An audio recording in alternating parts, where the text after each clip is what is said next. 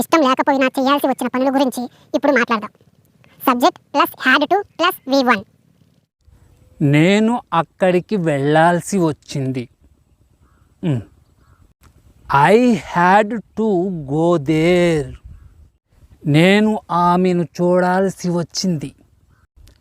I had to see her.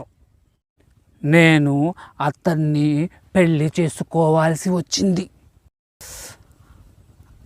I had to marry him.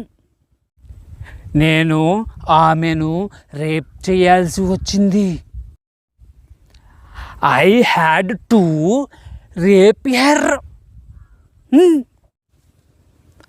ఆమె నన్ను కొట్టాల్సి వచ్చింది.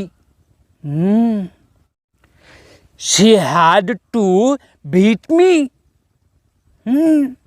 నేను ఇంగ్లీష్ నేర్చుకుంటున్నాను.